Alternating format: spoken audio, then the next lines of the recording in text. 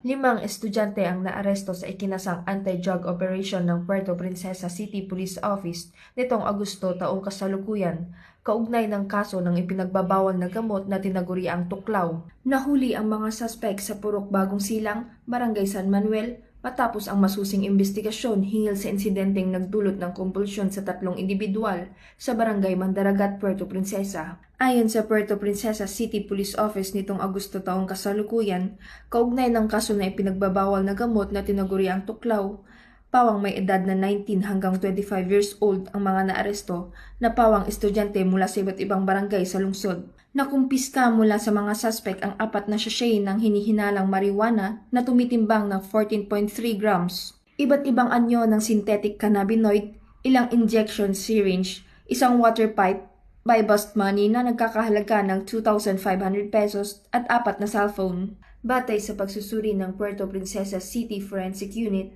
nagpositibo sa presensya ng MD, MB, 4N, Pinaka ang mga nakuhang ebidensya. Isang uri ng potent synthetic cannabinoid na kabilang sa listahan ng mapanganib na droga sa ilalim ng Republic Act 9165 o ang Comprehensive Dangerous Drugs Act of 2002. Samantala, binigyang diin ni Puerto Princesa City Police Office Acting City Director Police Colonel Christine M. Tabdi na patuloy ang kanilang kampanya upang protektahan ang kabataan at komunidad laban sa masasamang epekto ng iligal na droga. Mula dito sa Calapan City, Oriental Mindoro, ako po ang iyong Police News Network Correspondent, Patrolwoman Abigail Vidato, alagad ng batas, tagataguyod ng Balitang Pulis.